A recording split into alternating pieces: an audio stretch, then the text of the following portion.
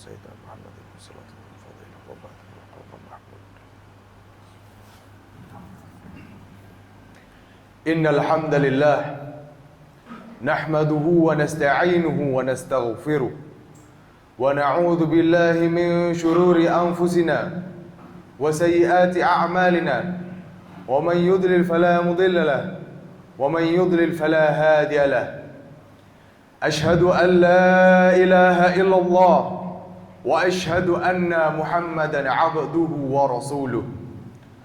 اللهم صل على سيدنا محمد وعلى آله وصحبه ومن تبعهم بإحسان إلى يوم الدين.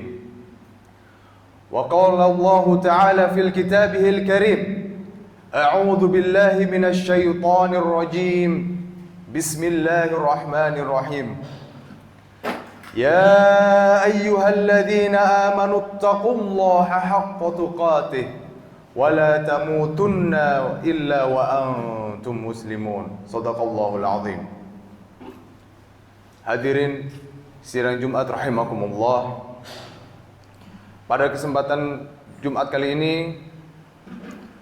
marilah kita panjatkan puji dan syukur atas kehadirat Allah Subhanahu wa taala yang telah memberikan kita nikmat Islam dan juga kesehatan, sehingga kita bisa menunaikan ibadah salat Jumat ini berkumpul bersama di Baitullah yang diberkahi ini.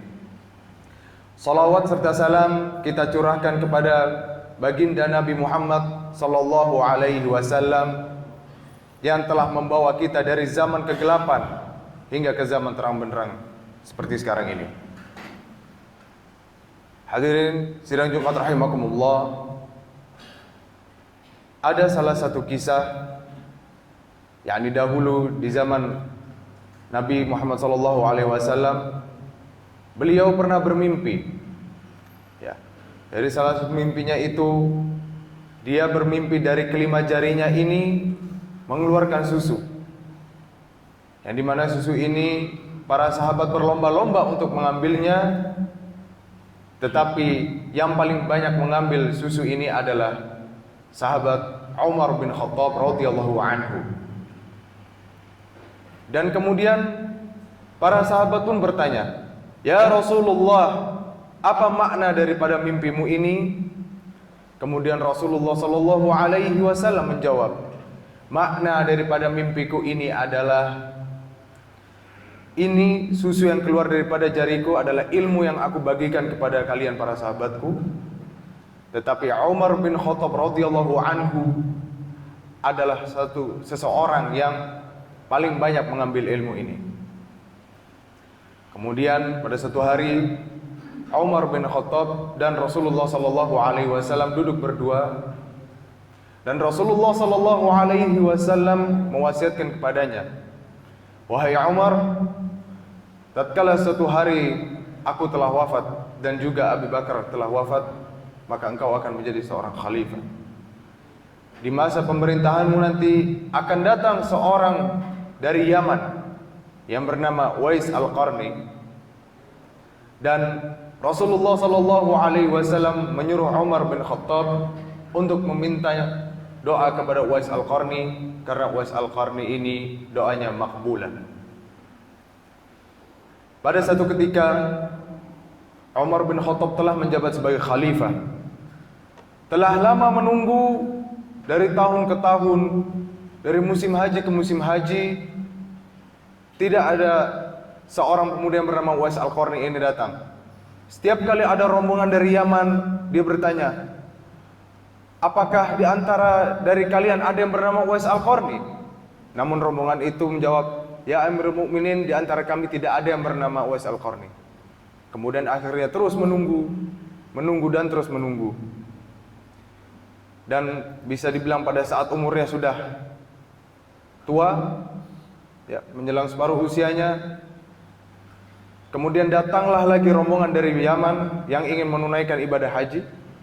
Kemudian segera Umar bin Khattab menghampiri rombongan tersebut dan menanyakan, "Wahai rombongan dari Yaman, apakah salah satu dari kalian ada yang bernama Uwais Al-Qarni?" Kemudian salah satu dari mereka menjawab, "Ya benar ya Amirul Mukminin, ada yang bernama Uwais Al-Qarni daripada rombongan kita. Dia ada di barisan paling depan. Kemudian bergegaslah Umar bin Khattab berlari menuju kepada Uwais Al-Qarni dan memeluknya dan mengucapkan Assalamualaikum, hal anta Uwais Al-Qarni? Apakah engkau Uwais Al-Qarni?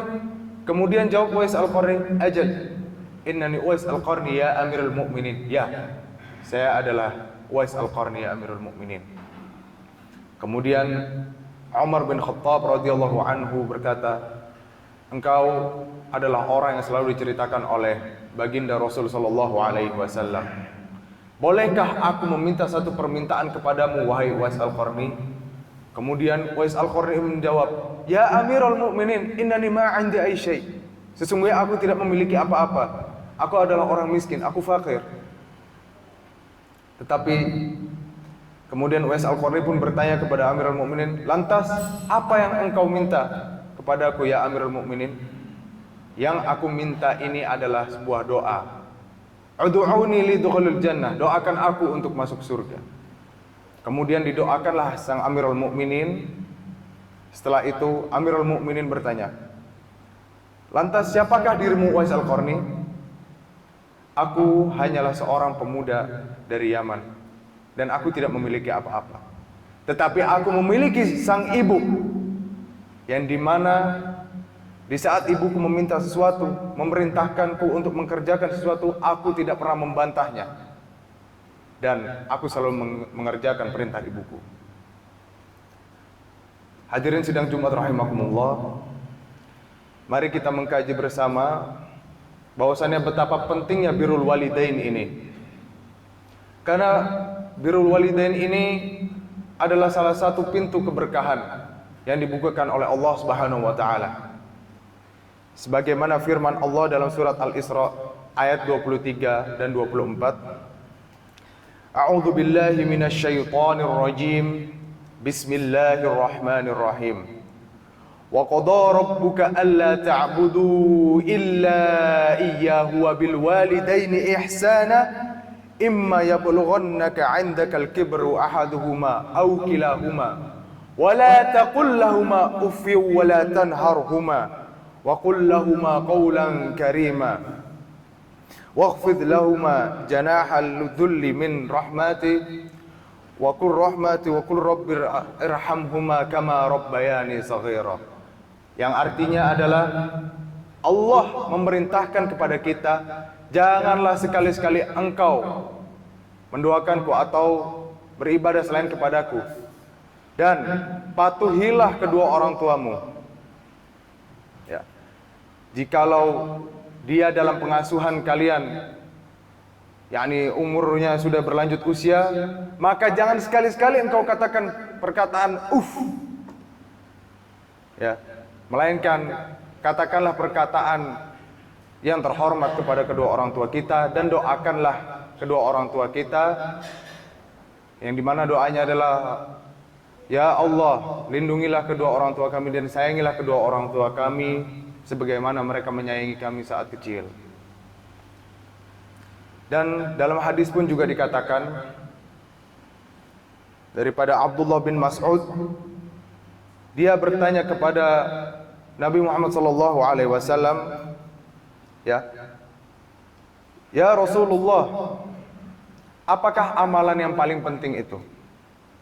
Sa'altu Rasulullah sallallahu alaihi wasallam ay amal al-afdal.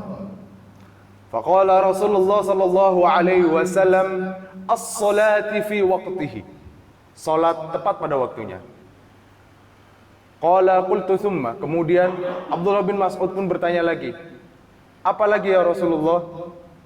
Faqala Rasulullah sallallahu alaihi wasallam birrul walidain, berbakti kepada kedua orang tua.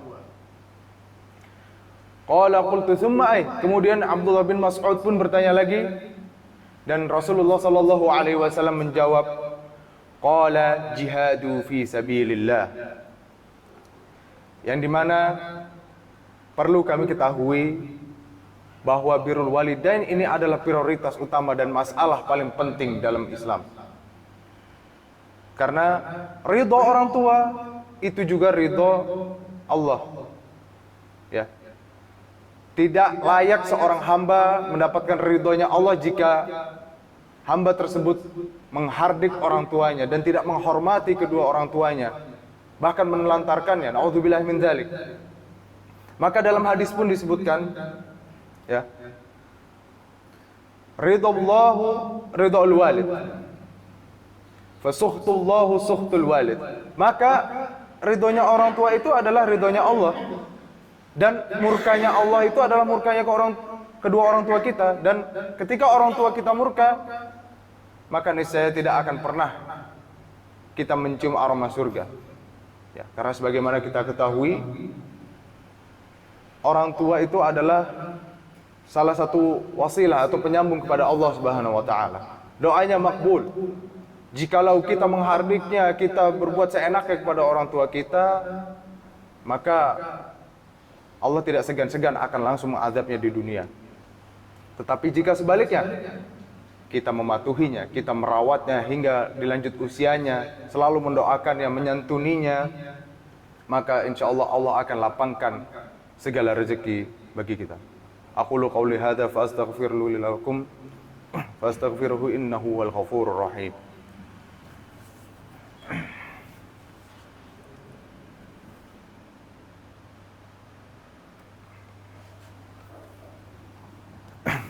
Alhamdulillahirabbil alamin.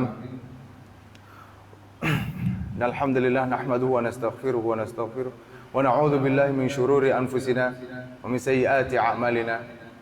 May yahdihillahu mudilla lahu fala mudilla fala hadiya lahu.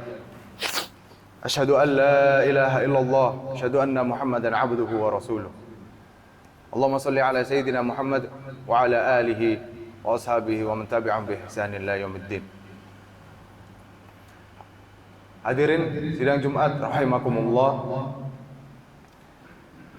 Sebagaimana yang kita ketahui, birrul walidain ini juga ada salah satu pintu rezeki dan kunci dipanjangkannya umur kita. Tentunya dipanjangkannya umur kita dengan penuh berkah. Ya. Dalam hadis juga dikatakan, man ahabba an yabsutu fi rizqihi wa yunsa'a lahu fi atharihi falyaslihu rahmah. Yang maknanya adalah, barang siapa yang ingin diluaskan rizkinya dan dipanjangkan umurnya, maka hendaklah dia menyambung silaturahmi. Nah, silaturahmi di sini dimaksud adalah sebelum kita membangun sebuah silaturahmi kepada ikhwanul muslimin, kepada saudara-saudara seiman kita, seislam kita, hendaknya kita bersilaturahmi yang paling pertama adalah kepada kedua orang tua kita. Ya, karena sebagaimana kita ketahui, orang tualah yang telah mendidik kita, ya, membesarkan kita tanpa rasa pamrih, tanpa memandang berapa banyak biaya yang dikeluarkan untuk kita. Maka kita santunilah orang tua kita.